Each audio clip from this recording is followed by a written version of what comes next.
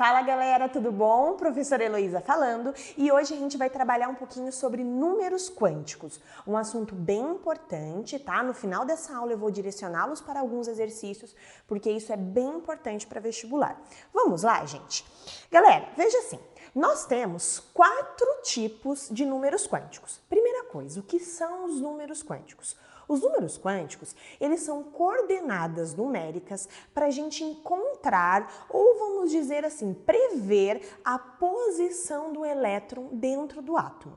Então veja assim, o elétron, gente, ele sempre está em constante movimento dentro do átomo e a velocidade dele é muito grande, então é muito difícil prever essa localização, falar exatamente onde ele está. Porém, através dos números quânticos, a gente consegue, vamos dizer, colocar em uma região, tá? Aonde provavelmente ele vai estar. Então, os números quânticos, que são 4, vão ser 4 coordenadas numéricas para a gente, vamos dizer assim, prever aonde o elétron está. Como eu disse, não temos como indicar exatamente a posição dele, mas a gente tem como indicar uma região de máxima probabilidade que eu vou encontrar esse elétron. Vamos lá, então? Começamos pelo primeiro, que é o número quântico principal que vai aparecer lá na tela para vocês. Então, o número quântico principal, gente, que eu estou sinalizando aqui para vocês, representada pela letra N minúscula de navio, tá? Ele vai indicar o nível ou a camada de energia que o elétron está. Então, por exemplo, quero saber em qual camada ou nível, lembra que tanto faz chamar de camada ou nível de energia, o elétron está. Esse é o número quântico principal, ele vai indicar isso. Aonde o elétron está? Está na primeira camada? Na segunda camada? Lembrando, né, gente, lá que nós temos 7 camadas. Camada K, L, M, N, O, P e Q. E cada uma a gente vai representar com um númerozinho. Então, a camada K a gente vai chamar de 1. Então, se eu falo assim para vocês, ó, o N, o número quântico principal, é igual a 1. Se eu falo que o N, o número quântico principal, é igual a 1, quer dizer que o elétron está na primeira camada, que é a camada o quê? K. Se eu falo assim para vocês, o elétron está N igual a 2, o que eu estou querendo dizer? Que ele está na segunda camada, que é a camada L. N igual a 4, o que eu quero dizer? Que o elétron está na camada N, e assim por diante. Então, o primeiro número quântico principal, vai indicar a camada que o elétron está.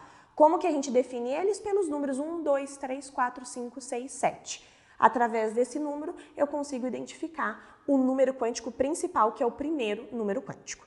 Vamos ver o segundo? O segundo, número quântico secundário, tá? Representado pela letra L minúsculo, tá? Ele vai indicar o subnível que o elétron está. Então, eu não sei qual que é o subnível que o elétron está. Como que eu vou identificar isso? Através do número quântico secundário, tá? Número quântico secundário ou azimutal, você pode encontrar com esses dois nomes, tá? Secundário ou azimutal. Como que a gente define isso? Gente, ó, vai indicar o subnível que o elétron está. Quais são os subníveis? S, P, D e F. Lembra lá do sopa de feijão? S, P, D e F. Veja assim, nós temos 4 subníveis. Cada subnível a gente vai indicar por um número. Então, por exemplo, o subnível S eu vou indicar por 0. Então, se eu falo assim, ó, o L, que indica número quântico secundário, vale 0. Você sabe o quê? Que o elétron está no subnível S. Se eu falo assim, que o L vale 1, quer dizer que o elétron está no subnível P. Se eu falo que o L vale 2, quer dizer que o elétron está no subnível D, e assim por diante. Então, gente, uma coisa que eu quero que fique muito claro, esses numerozinhos 0, 1, 2 e 3 não tem nada a ver com a quantidade de elétrons de cada subnível. Isso é para identificação. Se eu falo 3 para vocês, se o número quântico secundário é igual a 3, quer dizer automaticamente que o elétron está no subnível F. E assim por diante, tá? Então, gente, que fique muito claro, não tem a ver com a quantidade de elétrons, e sim com a identificação. Eu dou um número para identificar cada subnível. Esse é o número quântico secundário. Beleza. Número quântico magnético, que é o terceiro, que a gente representa pela letra M, tá? Então, aqui, gente, vou estar representando pela letra M o número quântico magnético.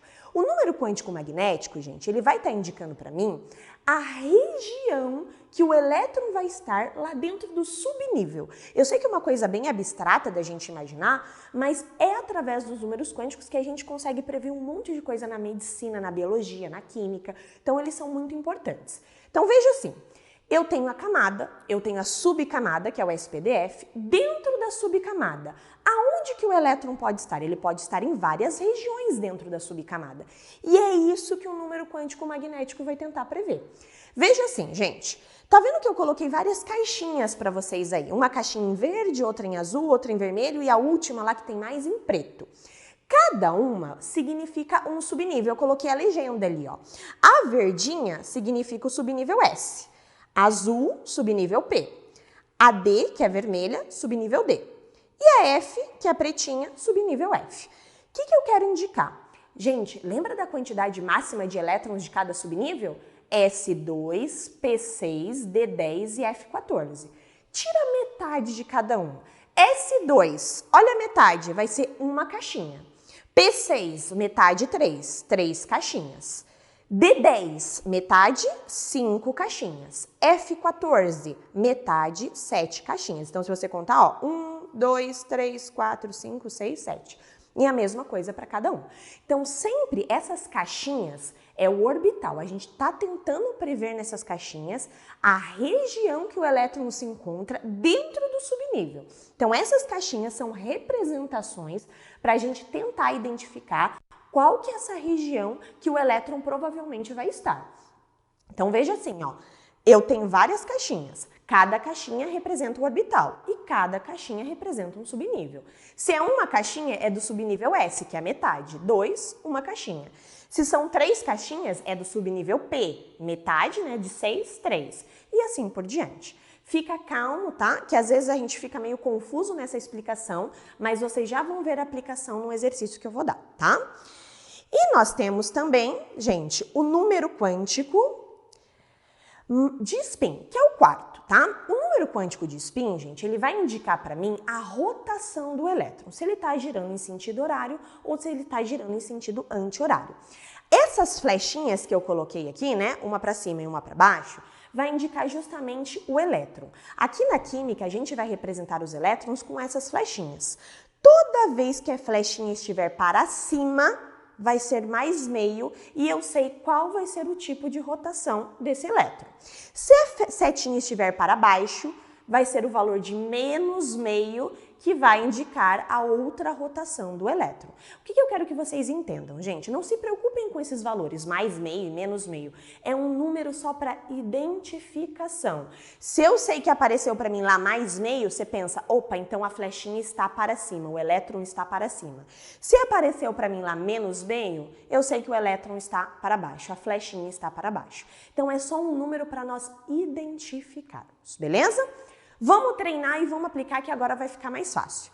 Olha lá, exercício. Indique qual é o conjunto dos 4 números quânticos do átomo do elemento ferro Z igual a 26. Nós sabemos que Z significa número atômico. Então, o número atômico do ferro, 26. Como que a gente vai resolver esse exercício? Então, gente, funciona assim. Ele sempre vai fornecer um elemento, tá? Aqui, por exemplo, ferro 26, tá? E você vai fazer a primeira coisa, tá? O primeiro passo para resolver os números quânticos é realizar a distribuição. Então, 26, vou realizar a distribuição. 1s2, 2s2, 2p6, 3s2, 3p6, 4s2, 3d6. Então, definir os números, a distribuição eletrônica do ferro. Nada de diferente até aqui. O que eu vou fazer agora? Vou pegar o subnível mais energético. Lembrando, quem que é o subnível mais energético sempre? É sempre o último que eu distribuir. Então, eu sempre pego o último que eu distribuir. É através do último que eu vou identificar os números quânticos. Então, ó, repetindo. Primeiro passo, realiza a distribuição eletrônica do elemento que ele estiver pedindo. Aqui no caso foi ferro 26. Segundo passo, pego o último, que é o subnível mais energético. Então, vamos pegar o último aqui, que é o 3d6, e vamos identificar os números quânticos a partir do 3d6.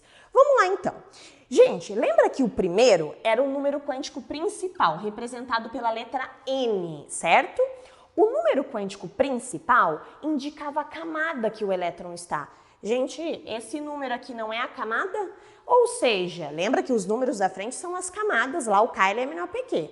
Se esse número da frente é a camada, então quer dizer que o número quântico principal desse elemento vai ser 3. Definiu o número quântico. Beleza. Então, ó, sempre o número da frente vai ser a camada, certo? Que identifica o número quântico principal que a gente representa pela letra N, ok? Vamos lá. Número quântico secundário, que a gente representa pelo Lzinho minúsculo. Lembra que eu falei para vocês que o S tinha um valor de identificação, o P tinha outro, o D tinha outro, o F tinha outro? O D, S valia 0, P1, D2. Opa, parou em D. Então, o número quântico secundário vai ser 2 por D valer 2. Lembra que o 2 identifica que eu estou no subnível D, ok? Tá. O número quântico magnético, que é o mais confuso, que gera um pouco mais aí de confusão. Lembra que eu falei das caixinhas? Terminou em D. D são quantas caixinhas? Lembra que para descobrir a quantidade de caixinhas é sempre a metade. D cabem no máximo quantos elétrons mesmo? 10 elétrons. Qual que é a metade disso? 5. Então eu vou colocar aqui, ó, 5. 5 caixinhas. Beleza. 1, 2, 3, 4, 5 caixinhas. Sempre a metade da capacidade máxima.